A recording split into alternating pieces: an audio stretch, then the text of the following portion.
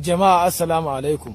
Sunana DSP Abdullahi Haruna Kiyawa, jami'in hulɗa da jama'a na rundunar sandan jihar Kano. Wannan matashi da kuke gani babban ɓarawo ne, ko kuma in ce ɗan damfara. Ubangiji Allah madaukakin sarki ya ba mu nasara muka kama shi.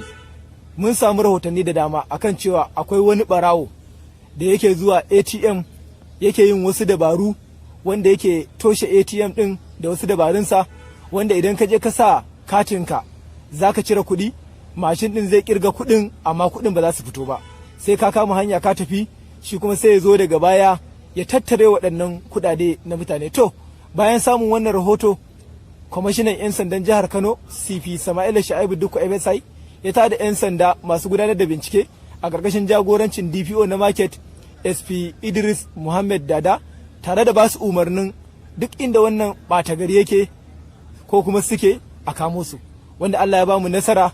Gashi mun kama shi. Lokacin da muka kama shi ya je ATM ɗin ya sa wani abu ya toshe shi, ya buɗe ya kwashi waɗannan kuɗaɗe, wato muka kamo shi. Amma an ce waka a bakin mai ita tafi daɗi, za ku je daga bakinsa. Kana ji na? To me sunanka? Sunana Bashir Peter Bala. Na ce sunanka? Sunana Bashir Peter Bala. Shekarunka nawa? Shekara na 22.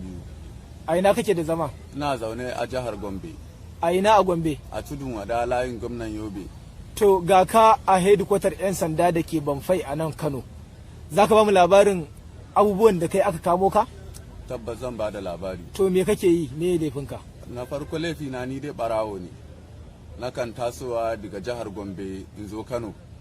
Idan na zo Kano nakan zuwa banki in ɗauki wannan roba, sai in ɗauki selotep, sai na haɗa na manne bakin inda kuɗi yake fitowa.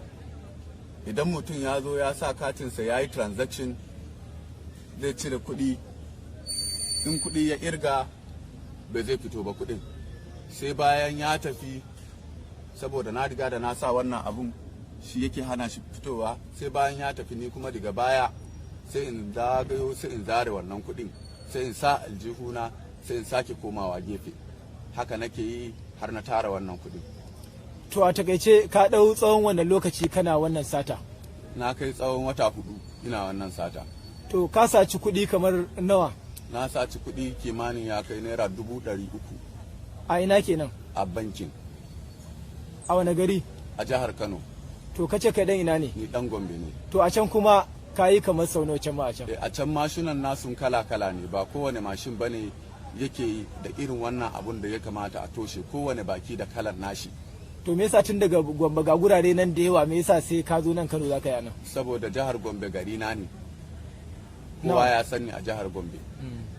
Shi yasa nake tahowa Kano. Idan na zo zan sayi waya sai na koma, sai na yi wannan aikin kuma. Saboda ba san ka ba nan shine kake yi? Eh. To yanzu dai gashi an kama ka, kuma ga a cikin iko Allah an same ka da abubuwan da kake amfani da su wajen toshe ATM, har da wasu kuɗaɗen ma da kai wato cuci mutane, wanda a bankin an kawo rahotanni mutane da dama da mashin wato yake kirga kuɗi amma baya basu, wanda kuma daga baya aka gano ka kuma ma aka kama ka lokacin kana wani aiki. Yanzu ya kake ji a ranka? Gaskiya abun da nake ji a raina zahiri, na aikata laifi sannan kuma na yi nadama. Sannan kuma ina fata duk mai irin wannan aikin ko kuma mai niyya zai aikata irin wannan da ya kiyaye, saboda haramun ne, ba kyau. Duk yadda ka kai ga cutar mutane a kwana tashi sai dubunka ya cika kuma za a kama ka. To ai yawancinku ɓata gari ba kwa yin nadama wai sai kun zo hannu. Wannan wace irin nadama ce? Haka ne, duk wanda yana da kyau ma wanda ya yi nadama, wanda ya zo hannu ya yi nadama, in ya fita kar ya sake. Ina za ka fita? To yanzu gashi an kama ka, me shawarar ka ga matasa wanda suke da son zuciya irin naka? Shawara na ga matasa wanda suke da son zuciya irin nawa, da su ji tsoron Allah, kar su fara wannan aikin. Duk wanda yake wannan aikin kuma ya daina, ya tuba, ya nemi sana'a, ya ci gaba da yi. To kai, ta za ta taimake kai wannan waye koya maka? Ni wannan babu wanda ya koya mini wannan aikin, experience ɗina ne na koyi wannan abu. Me matakin karatunka? Matakin karatu na iya secondary ne na tsaya. Sana'a fa? Sana'a ina da shago, ina dan business. To alhamdulillahi, kamar yadda kuka gani yanzu dai gashi a babban sashen binciken manyan laifuka da ke Banfai, wanda kwamishinan 'yan sanda na jihar Kano CP Sama'ila Sha'ibu Dukku FSI, wanda al'ummar wannan jiha suka yi masa lakabi da